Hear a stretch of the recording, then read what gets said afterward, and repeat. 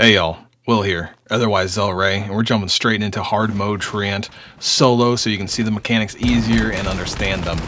We need to take down this glutton first, yet this week we have a specific boss modifier called Swarm. Swarm will spawn 9 bugs, as you see there. Each bug gives its respective summoner 10% damage resistance, so we have to take down the bugs of the Swarm before we deal damage to the elite or the boss. And if you were wise, you jump over those slam waves that the glutton drops down on the stomp and not get hit by them, like I did twice. Kind of flubbing this at the start, but I get through just fine, I'm sure. So Swarm goes down, we get the first glutton, then we're going over to the Tendrils. Preferably we want to do this in one cycle instead of 2 so we don't have to do this twice. When the first Tendril goes down, not really anything difficult there. However, we have to control mobs before we move on to the next. If you don't, you're going to get overwhelmed potentially, or, well, you just don't want to take the extra damage or the extra risk. They come down the pathway and also from underneath the collapsed bridge. So take those down and you're good to go. Clean up the map before you move on. Doing that in any fight is going to help you a ton in this game. So now that we've done that, glutton number 2 needs to go down. Same thing as before. We try to knock it down as best we can. If you do this, you have free reign over the swarm bugs or any other mechanic that might be taking up your time. If not, you just shoot them in the head afterwards and move on with your day. Swarm is down, we move on to the glutton and on to the next step.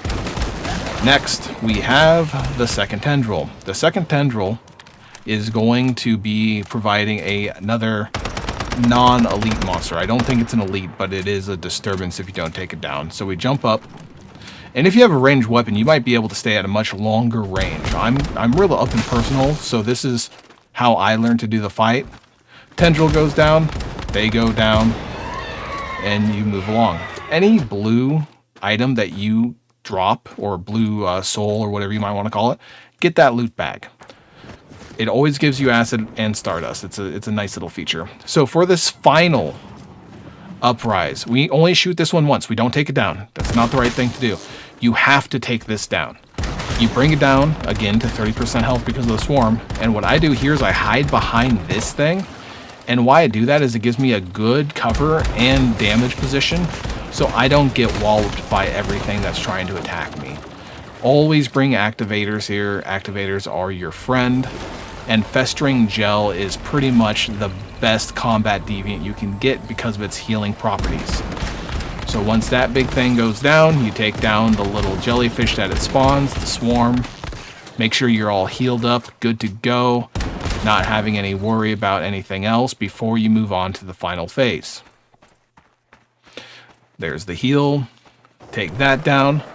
We jump down to this next level, and I'll show you exactly where. I like to do it here because sometimes if you aren't quick about the mushroom that spawns, the shockwaves won't hit you from here. So I use that as a slight exploit or cheese to make it easier. And here it's just balls to the wall damage. If you can take it down the first phase instead of the second, you're in a much happier position. The only thing you really have to worry about is the laser beams.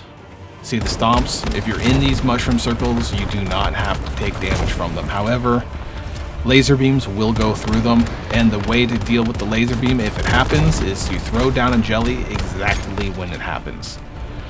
And it makes a very specific noise, which you might not be able to hear, but I have a feeling it's going to be coming up here soon. If not, then I don't have to worry about it. Yet the jelly is a very good protector on it. There it is. That roar is going to be a laser. We're going to hide here and hide behind the jelly while the jelly heals us. Festering Gel is amazing, and that is the fight.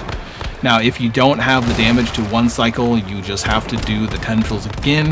However, you only get 2 Tendril cycles, and then it is game over. Then we're on to the loot phase.